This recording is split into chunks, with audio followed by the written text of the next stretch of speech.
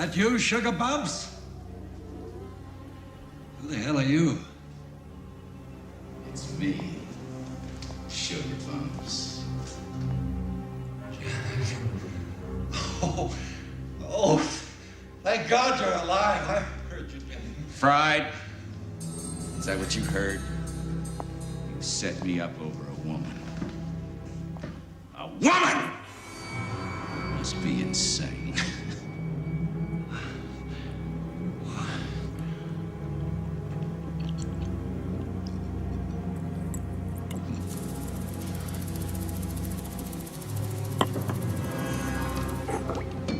Don't bother. Your life won't be worth spit! I've been dead once already. It's very liberating. You should think of it as therapy. Jack, listen. Maybe we can cut a deal. Jack? Jack is dead, my friend. You can call me Joker. And as you can see, I'm a lot happier.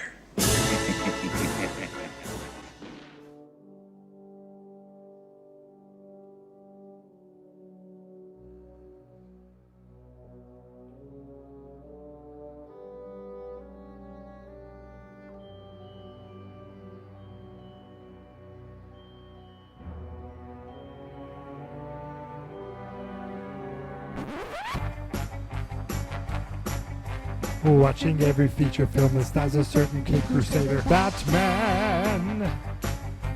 Batman!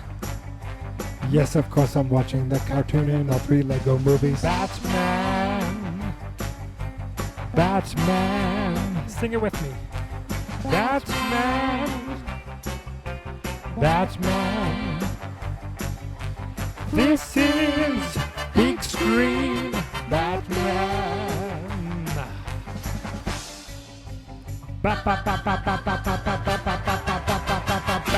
Oh, oops. Oh, Batman.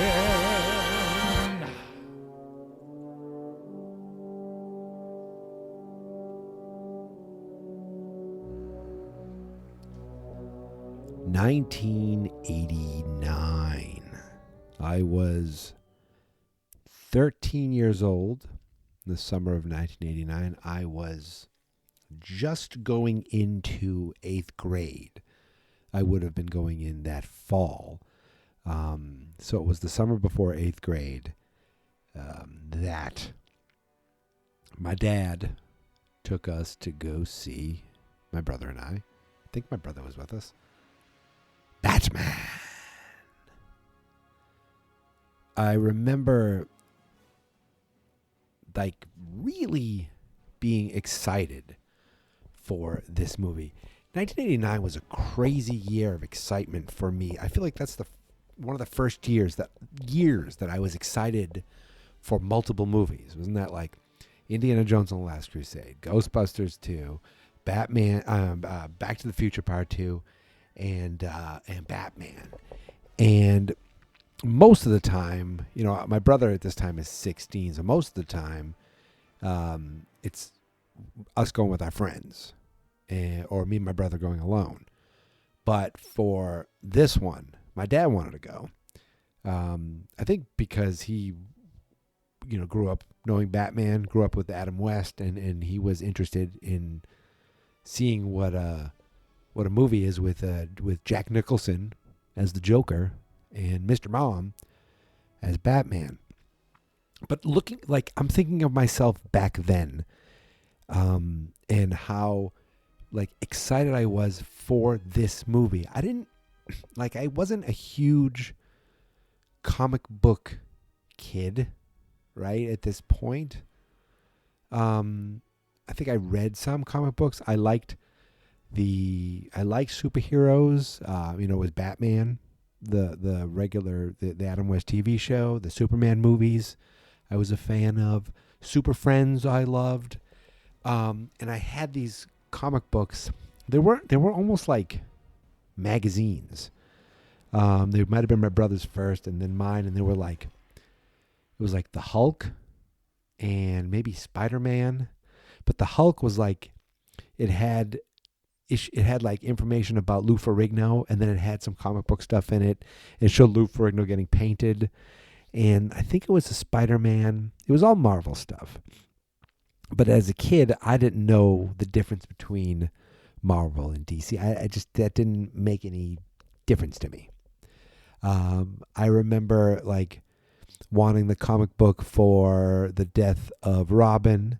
I remember getting in line with my brother to go see Dan Jurgens and sign the death of Superman for me. So it's like I was always kind of into this nerdy superhero stuff, and it was always Superman. It was always Batman, really. Before Superman, it was Batman, and a ton of it had to do with this movie. I remember in 7th grade, I would never ever do this now. I bought and read the novelization to this Batman, to Batman 89, to Tim Burton's original Batman. I read the book before the movie came out, so I knew the story already, and I'd love to read that novelization again. So I actually owned two adaptations of the movie. I had the novel, and then I had the graphic novel comic book they did of it, where it wasn't, it was drawn as Michael Keaton. I almost said Alex Keaton. It was drawn as Michael Keaton. It was drawn with Jack Nicholson. It was like the actors were drawn. It was, like a graphic novel sized comic book that I had, that I'm pretty sure I bought at Walden Books at the Methuen Mall. So I bought that after the fact, and I would read that all the time. It would be like, oh, I'm watching the movie again. I'm reading the adaptation. We rented the movie from the video store, and I immediately did like a duplicate of it, like the 2 VCRs, so I could record it. I feel like the VHS had a beginning with like some Warner Brothers cartoons, and I'm almost positive I had that VHS tape. I probably taped over it, but I had it, and I wrote Batman in big black magic marker, and I think I even did the Bat logo on it, and I had that. I'm saying, like, it's still fresh in my mind. Like, I feel like I've seen it recently, and I know I haven't, but I feel like I have. Like that. This Batman movie, I was so excited for. I remember being at a friend that I grew up with, a neighbor named Dana, who was into movie magazines, and he had some magazine showing Michael Keaton, showing Jack Nicholson. We were like, whoa, and he was into some of that stuff too. And I just remember loving this movie. And I have to be honest with you, as much as I loved it, I haven't watched it all the way through in years. I feel like there was one point within the last few years that I decided to watch it again, but it was a long time until tonight. I just finished watching Batman. I don't know what else to call it. Like, this is the one where you go Batman 89, because you say Batman, you're like, oh, the old TV show, or at least the original 66 movie was called Batman the Movie. This was just called Batman. And yeah, I loved watching this movie. It's one of those things where it's enjoyable to just look at. It is such a interesting movie to, I don't even, like, is it weird to say like it was like pleasurable for the eye? I don't know what to say. Just the style that was put into everything, except maybe the cars. The cars are just cars. But the style of the buildings, the style of the art design, the style of the way people dressed, it was this weird mix of, it looks like it's the 50s, but the cars are modern, the technology's modern, but it was like the buildings looked old. It gave the sense of timelessness because it's all these mixed moments mixed together. And you got Jack as the Joker. This is like, nowadays, I feel like there would be Twitter uproar. Who is this? What are they giving the name? They're saying who the Joker is, and this is the Joker, and they're saying the Joker killed Batman's parents, and what is all this craziness? That's not the way the comic book goes. Oh man, this was like a Zack Snyder. Oh, Zack Snyder ruined it. Blah blah blah blah blah. Maybe there were letters to like Starlog and Fangoria as a kid with all these things. I don't know. It was it was at a time where you could watch something and enjoy something, and then not be inundated with tweets, social media posts, and quote unquote stories about news stories about movies. I say quote unquote because, and it's, I use Google News, like I just use that as a homepage, and you get a lot of articles about, the people are up in arms about this. And there's an article that just kind of shows you some tweets that people are complaining about something. It is like the media, the ability for anyone to get content out there has really diluted what an article is or what a news post is about a certain entertainment show. I feel like I'm going off on a tangent, but what I loved is that back in 1989, I didn't have to worry about that. I just watched a movie, and I didn't know the backstory of Joker. In fact, I don't even know if there was one. I think The Killing Joke was already out by then, right? So that was one of what could have been many. That was like, this is Tim Burton's idea, or Sam Hamm, the guy who wrote it. That's his idea of what the Joker is and how he came into being. Who cares? It was fun. One thing, and I wasn't even like, I'm nitpicking, all right? Because I love watching this movie, but it was like, wow, he's the Joker really fast. And by that I mean he gets set up by his boss, Grissom. He gets shot in the face.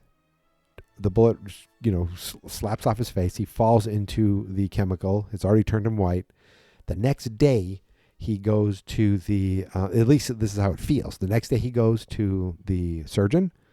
And then the next day or the day after, I'm going to say the next day, he shows up back at Grissom's, and he's the Joker. He's ready to go. And he's, now then they did set up things where it's like, you're crazy. They say you're crazy already. But he just went full blown like, woo, and just boom, all of a sudden he's got Joker stuff, like he's got the, did he switch to the purple suit then, or was he in a purple suit already? But like he's got like a boxing glove that he can use to smash a TV. He's got all these kooky things. He's got crazy suits, all this stuff. Just boom, out of the blue. He's got it was like the next day he's meeting with all the mob crime bosses. He's got the joy buzzer that burns a guy's hand. Look, I am nitpicking because I loved that scene when he's like, woo, he's a little hot under the collar, and then he's talking to the dead body. It is hilarious, and it's Jack just going wild. But the jerk, grown up, cynical, nitpicking loser in me is like, wait, he's already the Joker, and he's already got, where to get that joy buzzer already, and then I'm like, who cares? But I said, okay, at least it's something I can talk about. Just the quickness of, whoa, that happened fast, and okay, he's decided to make Smilex, but he does have a background in chemistry. They did say that, so see, it makes sense. So just talking about the cast, obviously Jack is, he was so good in this, and it's different from any other Joker. It's Jack being the Joker, It's the intimidation, but he's got the laugh, and it's just a joy. I don't know what else to say. It's just a joy to watch. He commanded everything, and that's probably why he was quote unquote the star of the movie, the highest billed and the highest paid easily. I don't know what it was, but I remember it was the most in the movie, obviously. Michael Keaton, What do I know Michael Keaton from? I know him from a bunch of different movies. Mr. Mom. I don't think I even realized at the time that he was Beetlejuice. Now, of course, there's a scene in this movie where he's like, "You want to get nuts? Let's get nuts." And it's like, oh, there's Beetlejuice coming out a little bit there. And, of course, Beetlejuice is directed by Tim Burton. So Tim Burton, obviously, big fan of Michael Keaton. Kim Basinger, who, that was one thing that got me, too. Kim Basinger just figured out that he was Batman, I guess. Because Alfred, she must have confronted Alfred. It's like, look, I know he's Batman. Can I go down, please? Can I see him? Where is he? And all of a sudden, boom, she brings him down to the Batcave. I'm like, oh, I guess she knows. Oh, okay. Coo. Also, there was maybe when she woke up at 3 a.m, and I'm so stupid. Like, it's so bad that I'm thinking this, but I'm like, ooh, she's a little drunk, Bruce. Maybe don't. I don't know if that's a good idea. That's the 2020 me thinking these things like, hey, better watch out there, buddy. But maybe she wasn't that drunk. I don't know. It's just, these are the things going through my head. But then she wakes up at 3 a.m. and he's hanging upside down, and I never thought of this. I was like, whoa, he's hanging upside down like a bat. Duh. Obviously that's what he was doing. And I'm sitting there, like, I think that was just an exercise thing. And I never made the connection that I was hanging upside down like a bat. I made that tonight because I'm the smartest I've ever been in my life right now at this moment. And I've just proved it. What the hell is his name? I almost called him Arliss. Robert Wool as Alexander Knox. He was like your everyman. He was your connection between like the people and the Batman. He was the guy who was like, I believe in this, but no one else did. And I don't know if people dislike him or the character, but I've always liked it. I've always liked him. I've always liked him in this role. And I liked that he had one brief moment in the Arrowverse when they showed all the different worlds. They showed, I think they called it Earth 89, which is perfect. They showed Robert Wool as his character one more time, which was very cool to see. Other things like Pat Hingle is Commissioner Gordon. I always liked. Good voice, great voice.